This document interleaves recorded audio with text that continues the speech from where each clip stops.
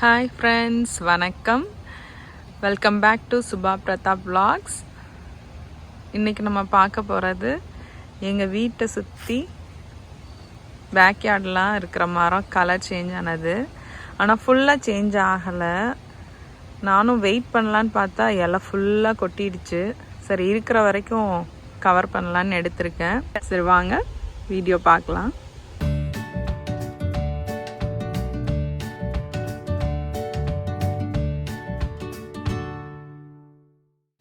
இந்த வீட்டுக்கு வந்ததுக்கப்புறம் இதுதான் எங்களுக்கும் ஃபஸ்ட்டு ஃபால். நானும் ரொம்ப ஆசையாக இருந்தேன் இந்த ஃபால் பார்க்கணுன்னு. நல்லா அழகாக தான் இருந்தது. ஆனால் என்னென்னா ஒரு மரமும் தனித்தனியாக கலர் சேஞ்ச் ஆனுச்சு. அதனால தான் நான் ஃபுல்லாக சேஞ்ச் ஆனது காட்ட முடியல. ஸோ ஒன்று ஒரு நேரத்தில் ஆனதை நான் கேப்சர் பண்ணி காட்டியிருக்கேன். இப்போ பேக்யார்டில் இருக்க மரம்லாம் ஒரு 4 மரம் அப்படியே இன்னும் க்ரீன் கலரில் தான் இருந்தது. இந்த மரம் அப்போ தான் ஸ்டார்ட் ஆகிருந்தது கலர் சேஞ்ச் ஆக. ஸோ ஸ்டார்டிங்கில் பார்க்குறதுக்குமே ஒரு இலையாக கலர் சேஞ்ச் ஆகிறது இந்த மாதிரி தான் பார்க்குறதுக்கு இருந்தது. அதுவும் ரொம்ப நல்லா இருந்துச்சு. இந்த மரம் எங்கள் வீட்டுக்கு பின்னாடி இருக்கிற வீட்டில் உள்ள மரம். அந்த மரம் ஃபுல் கலர் சேஞ்ச் ஆகுது. நேரில் பார்க்க இன்னும் நல்லா அந்த கலர் நல்லா அழகாக இருந்துச்சு. அதனால தான் நான் வீடியோலையும் ஆட் பண்ணியிருக்கேன்.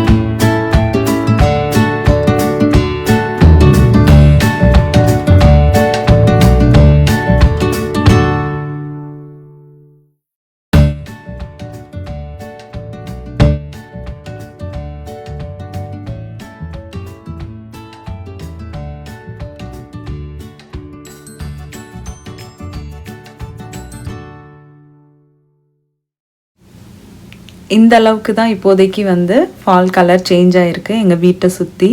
இன்னுமே ஒரு சில மரங்கள் மாறணும். அந்த மரங்களும் மாறினோன்னே அதை நான் ஃப்யூச்சர் வீடியோஸில் நான் அதை ஆட் பண்ணுறேன். ஸோ உங்களுக்குலாம் பிடிச்சிருந்துச்சான்னு எனக்கு கமெண்ட்டில் சொல்லுங்கள். ஈகன், லோகன், ஹாய் சொல்லு. இங்கே பார்த்து சொல்லு. லோகன்மா ஹாய். உம்மா. ஈகன் என்ன பண்ற? பெயிண்ட் பண்றேன். சரி பண்ணு. ஈகனுக்கு இப்போ லீவ் தானே ஈகன்? Fall break. ஓகே. என்னது இன்னொரு பெயிண்டிங் காட்டு. பேலஸ் நல்லா இருக்கு. ஈகன் அண்ணா பெயிண்ட் பண்றான். நீ என்ன பண்ற? சரி பாய் சொல்லிடு. பாய் சொல்றா.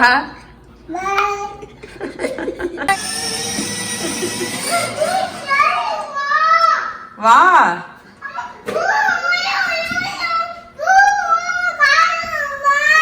என்ன ஷூ எதுக்கு? நீ பைக் ஓட்டு. ஷூ எங்க எடுக்க போறாங்க? வா. ஷூலாம் இல்லடி, வெளியில இருக்க. நீ பைக் ஓட்டுடி.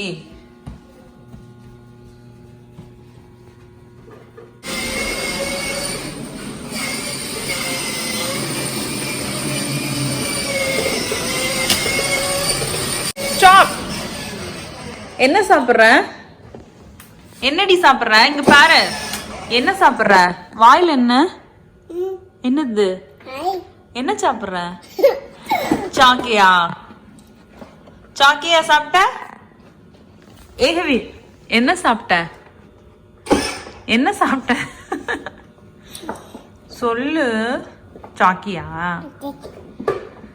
சரி, உன் பேர் என்ன?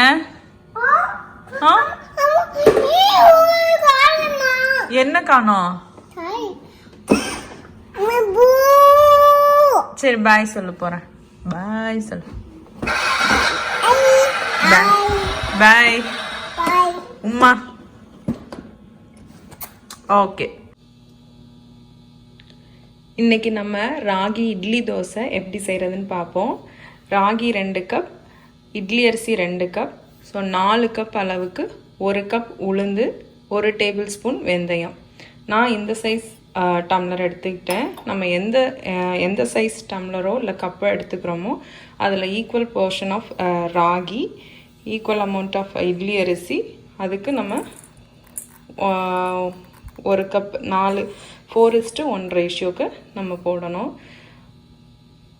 இதில் வந்து ஏன் நான் இட்லி அரிசி ஈக்குவலாக சேர்த்தேன்னா இட்லியும் நல்லா வரும், தோசையும் நல்லா வரும். நம்ம தோசை செய்யணுன்னா இட்லி அரிசி சேர்க்காம கூட தோசை நல்லா வரும். இதை நான் அரைச்சிட்டு செய்யும்போது எப்படி இருக்குன்னு காட்டுறேன். இப்போ உளுந்து அரைச்சிட்ருக்கு. உளுந்து வந்து நம்ம ஒரு 20 மினிட்ஸ் நல்லா அரைக்க விட்டுறணும். நல்லா அரைச்சதுக்கப்புறமா நான் வந்து ராகி சேர்க்குறேன். ராகி வந்து ஒரு 20 மினிட்ஸ் அரைக்கணும். அதேமாதிரி பார்த்திங்கன்னா நான் வந்து ரொம்ப நைஸாக அரைக்க மாட்டேன். எனக்கு கொஞ்சம் அந்த கிறிஸ்பியாக வரணுங்கிறதுக்காக நைஸாக அரைக்க மாட்டேன். ஸோ டோட்டலாக 40 மினிட்ஸ் அரைச்சி நம்ம புளிக்க வைக்க வேண்டியது தான். இது வந்து மில்லட்டுன்றனால சீக்கிரம் புளிச்சிரும். அதனால் நமக்கு எவ்வளோ நார்மல் இட்லி மாதிரி நம்ம வந்து நிறைய மாவு அரைச்சி வச்சுக்க முடியாது. எப்போதுமே மில்லட்டை வந்து நம்ம கம்மியாக அரைச்சி சீக்கிரமாக யூஸ் பண்ணணும். ஏன்னா சீக்கிரமாக அது புளிச்சிரும். இது ரொம்பவே ஒரு ஹெல்த்தியான ஃபுட்டு நமக்கு.